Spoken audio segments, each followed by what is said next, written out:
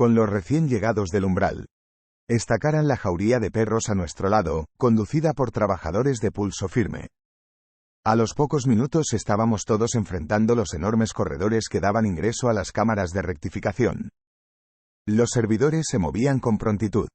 Algunos enfermos eran llevados al interior bajo fuerte amparo. No solo Narcisa sino Salustio y otros compañeros, se lanzaban a la lid llenos de amor fraternal. También los samaritanos movilizaban sus energías con el afán de socorrer. Algunos enfermos se portaban con humildad y resignación, pero otros reclamaban en alta voz. Ejecutando igualmente el servicio, noté que una anciana procuraba bajar del último carro, con mucha dificultad. Observándome cerca, exclamó con espanto: «Tenga piedad, hijo mío. Ayúdeme por amor de Dios». Me aproximé con interés. «Dios mío», continuó persainándose. «Gracias a la providencia divina me alejé del purgatorio. ¡Ah! ¡Qué malditos demonios me atormentaban allá! ¡Qué infierno! Pero los ángeles del Señor siempre llegan».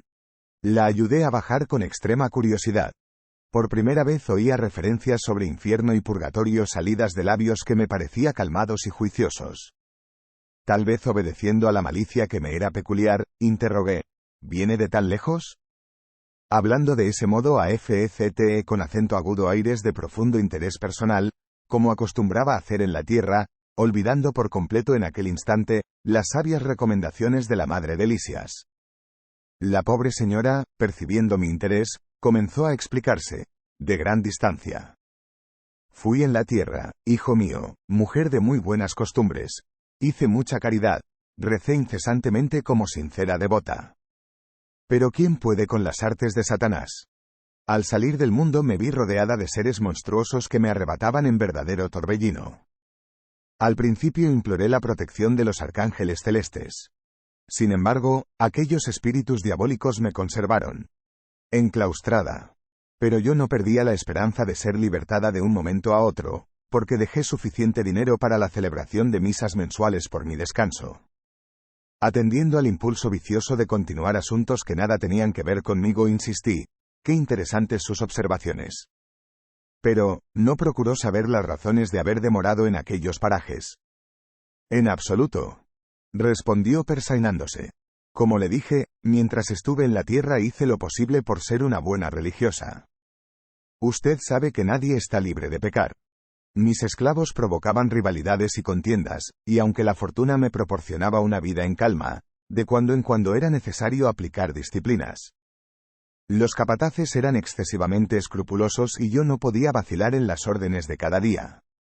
No era raro que algún negro muriera en el tronco para escarmiento general.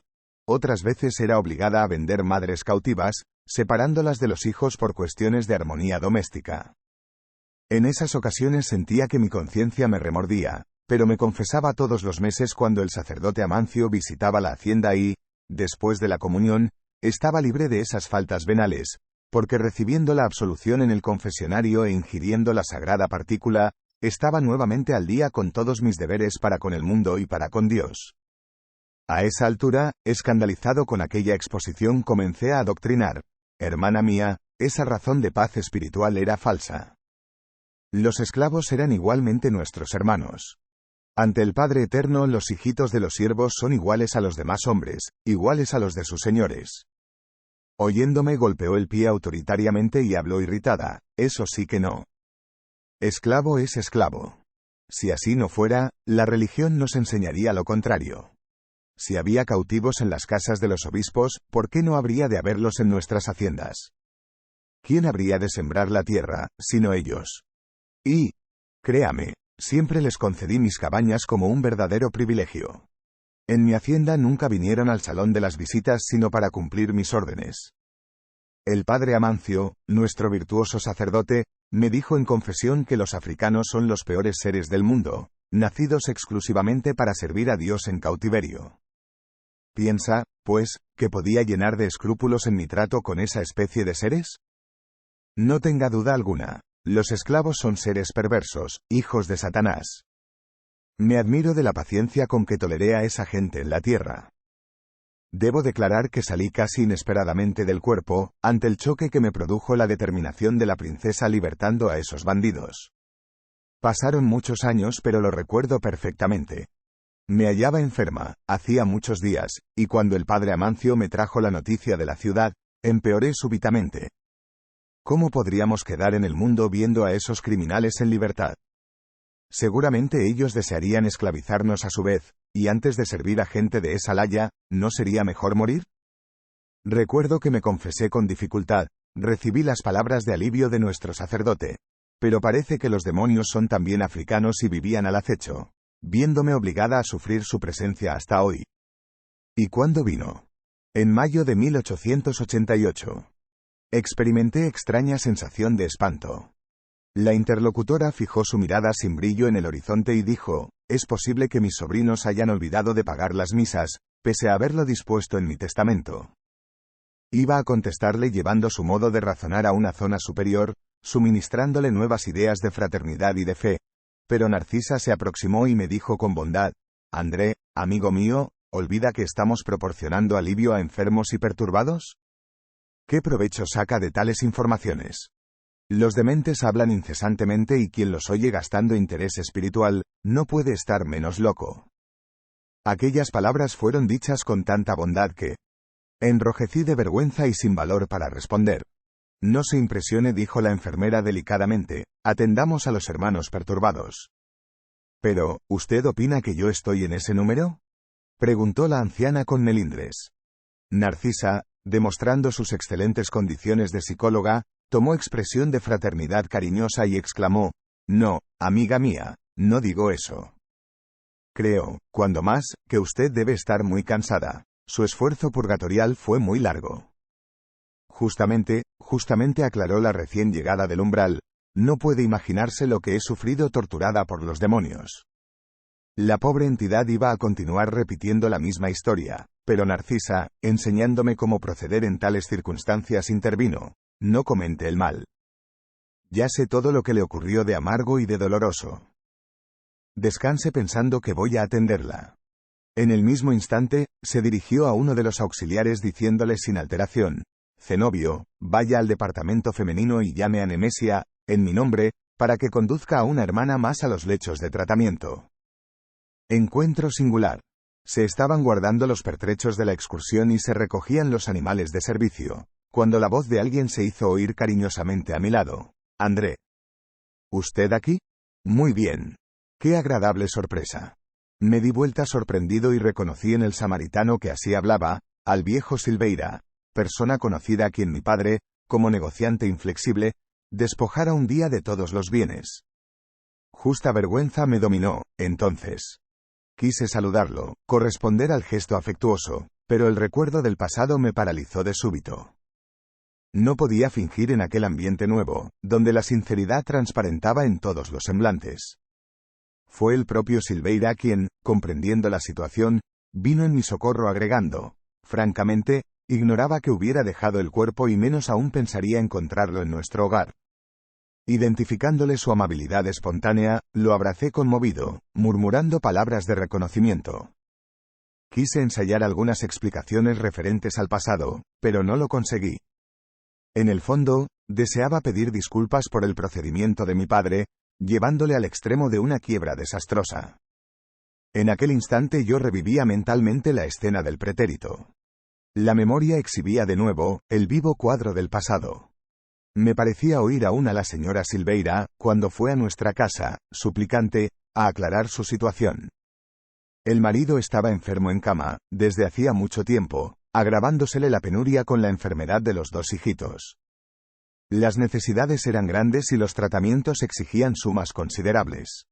La pobrecita lloraba llevando el pañuelo a los ojos. Pedía un nuevo plazo para el pago, imploraba concesiones justas. Se humillaba dirigiéndose a mi madre con miradas de dolor, como rogándole comprensión y socorro en su corazón de mujer. Recordé que mi madre intercedió, atentamente, y pidió a mi padre que olvidase los documentos firmados, absteniéndose de cualquier acción judicial. Pero mi padre, acostumbrado a transacciones importantes y siempre favorecido por la suerte, no podía comprender la situación del minorista. Se mantuvo irreductible. Declaró que lamentaba lo ocurrido, que ayudaría al cliente y amigo de otro modo, pero, resaltando que en lo tocante a la deuda reconocida, no veía otra alternativa que la de cumplir religiosamente las disposiciones legales. No podía, afirmaba, quebrar las normas y precedentes de su establecimiento comercial.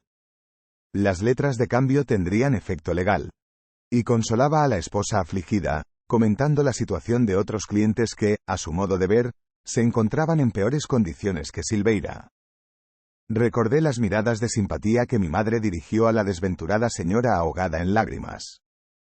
Mi padre manifestó profunda indiferencia a todas las súplicas y, cuando la pobre mujer se despidió, reprendió a mi madre austeramente, prohibiéndole cualquier intromisión en la esfera de sus negocios. La pobre familia tuvo que sufrir la ruina financiera completa. Recordaba, perfectamente, el instante en que el propio piano de la señorita Silveira fue retirado de la residencia para satisfacer las últimas exigencias del acreedor implacable. Quería disculparme pero no encontraba frases justas, porque en aquella ocasión, también yo había aconsejado a mi padre consumar el inicuo atentado. Consideraba a mi madre excesivamente sentimental y lo induje a proseguir en la acción hasta el fin. Muy joven todavía, la vanidad se había posesionado de mí. No quería saber si otros sufrían. No conseguía entrever las necesidades ajenas. Veía, solamente, los derechos de mi casa y nada más. En ese punto, había sido inexorable. Consideraba inútil cualquier argumentación materna. Derrotados en la lucha, los Silveira habían buscado un rincón humilde en el interior del país, amargados por el desastre financiero y la extrema penuria. Nunca había vuelto a tener noticias de aquella familia que, con seguridad, nos debía odiar. Esas reminiscencias se alineaban en mi cerebro con la rapidez de segundos. En un momento, reconstituyera todo el pasado de sombras. Mientras yo disimulaba mal mi desazón, Silveira, sonriendo, me llamaba a la realidad. ¿Ha visitado al viejo? Aquella pregunta, evidenciando extraño cariño espontáneo, aumentaba mi vergüenza. Aclaré que, a pesar del inmenso deseo, no había conseguido aún tal satisfacción. Silveira identificó mi dificultad y, apiadándose tal vez de mi estado íntimo, procuró apartarse. Me abrazó caballerosamente y volvió al trabajo activo. Muy desconcertado, busqué a Narcisa, ansioso de consejos. Le expuse lo ocurrido, detallando los sucesos terrenales. Ella me escuchó con paciencia y observó cariñosamente. No me extrañó el hecho. Me vi, hace tiempo, en las mismas condiciones. Ya tuve la felicidad de encontrar por aquí al mayor número de personas que ofendí en el mundo. Sé, hoy, que eso es una bendición del Señor, que renueva la oportunidad de restablecer la simpatía interrumpida, recomponiendo hilos rotos, de la corriente espiritual. Y, tornándose más categórica en la enseñanza, preguntó, ¿aprovechó usted la hermosa oportunidad? ¿Qué quiere decir? Indagué. ¿Se disculpó con Silveira? Preguntó. Mire que es una gran felicidad reconocer los propios errores. Ya que puede examinarse a sí mismo con bastante luz de entendimiento, identificándose como antiguo ofensor, no pierda la oportunidad de hacerse de un amigo. Vaya, mi amigo, y abrácelo de otra manera. Aproveche el momento, porque Silveira está siempre ocupadísimo y quizás no se le ofrezca en mucho tiempo otra oportunidad. Notando mi indecisión, Narcisa agregó, no tema un fracaso. Siempre que ofrecemos razonamiento y sentimiento al bien, Jesús nos concede todo aquello que se hace necesario para el éxito. Tome la iniciativa. Emprender acciones dignas, cualquiera que ellas sean, representa una honra legítima para el alma. Recuerde el Evangelio y busque el tesoro de la reconciliación. No vacilé más. Corrí al encuentro de Silveira y le hablé con acento agudo abiertamente, rogándole que perdonara a mi padre y a mí, las ofensas y los errores cometidos. Como puede comprender, nosotros estábamos ciegos, acentué. En tal estado nada conseguíamos vislumbrar a no ser el propio interés. Cuando el dinero se une a la vanidad, Silveira, difícilmente puede el hombre apartarse del mal camino. Silveira, conmovidísimo, no me dejó terminar. Vamos, André. ¿Quién está exento de faltas? ¿Puede usted creer que yo vivía exento de errores? Además, su padre fue mi verdadero instructor. Mis hijos y yo le debemos benditas lecciones de esfuerzo personal. Sin aquella actitud enérgica que nos subtrajo a debilidades materiales, ¿qué sería de nosotros en lo tocante al progreso del espíritu? Aquí renovamos todos los viejos conceptos de la vida humana. Nuestros adversarios no son propiamente enemigos y sí benefactores. No se entregue a recuerdos tristes. Trabajemos con el Señor, reconociendo lo infinito de la vida. Emocionado, mirando fijamente mis ojos húmedos, me acarició paternalmente y concluyó: no pierda el tiempo con eso. Dentro de poco, quiero tener la satisfacción de visitar a su padre, junto con usted. Entonces, abracé en silencio, experimentando nueva alegría en mi alma. Me pareció que en uno de los escondrijos del corazón, se me había encendido una divina luz para siempre.